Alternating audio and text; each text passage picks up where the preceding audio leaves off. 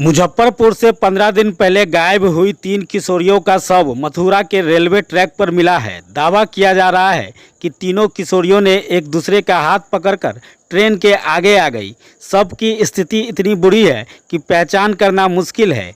Police परिजनों को लेकर मथुरा गई है, जहां उनका डीएनए टेस्ट के जरिए शवों की पहचान कराई जाएगी। बता दें कि नगर थाना इलाके के योगिया मठ की रहने वाली 3 सहेलियां माया, गौरी और माही 15 दिन पहले घर से गायब हो गई थी। उनमें से एक लड़की घर पर एक चिट्ठी छोड़ गई थी, जिसमें लिखा था कि बाबा से मिलने जा रही हूं, खोजने की कोशिश मत करना।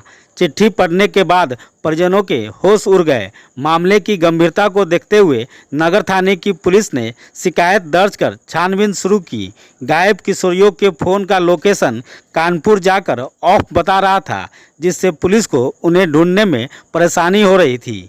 इसी दौरान मथुरा के रेलवे ट्रैक पर 3 किशोरियों का शव मिला।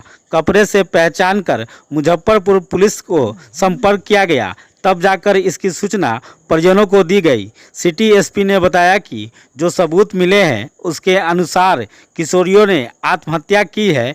इसकी जांच की जाएगी कि इसके पीछे वजह क्या है।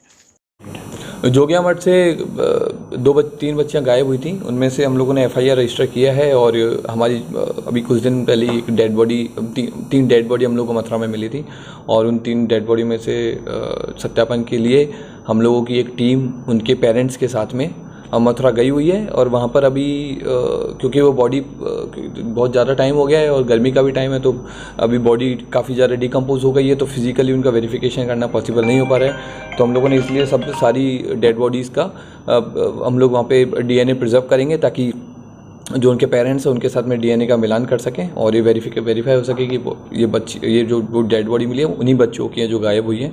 बाकी इसमें अनुसंधान में कई सारी चीज़ें हैं, जो लेटर वगैरह मिले हैं या फिर जो बच्चों के फ़ोन से जो बात हुई है, तो और सीसीटीवी वगैरह उन सब पे भी हम लोग काम कर रहे हैं। और हम लोगों ने एक और चीज़ ये है कि हम लोगों ने उधर भी बात की है मथुरा में, तो मथुरा में जिस ट्रेन के आगे बच्चियाँ कटी हैं उस ट्रेन के ड्राइवर से भी बात हुई है और उस ट्रेन में जो गार्ड था उनसे भी हम लोगों ने बात किया। तो उन लोगों का भी वही चीज़ कहना है कि 3 लड़कियां थीं, तीनों लड़कियां साथ में चल रही थीं। फिर ट्रेन जैसी आई तो 100-150 मीटर के आसपास में तीनों बच्चियां हाथ पकड़ करके और ट्रैक के आगे आ गई और बच्चियां फिर क्योंकि बहुत स्पीड में ट्रेन थी तो रन ओवर करके और ट्रेन से कट गई है।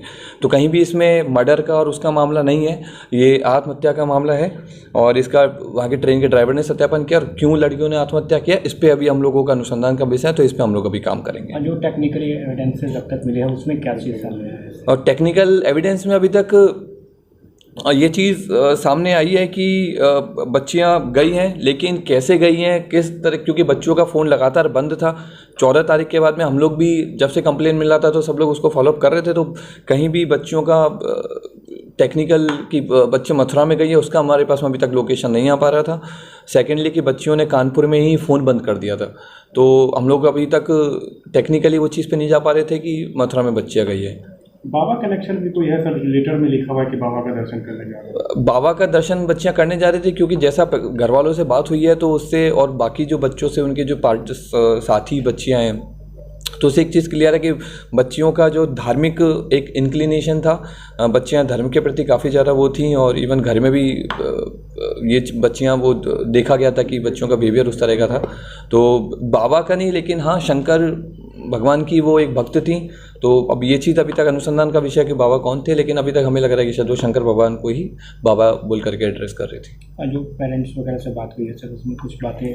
पेरेंट्स भी ज़्यादा कुछ बता नहीं रहे, लेकिन बता रहे हैं कि बच्चियाँ धार्मिक थीं, बच्चियाँ धर्म को लेकर, धर्म की एक आस्था थी बच्चियों में।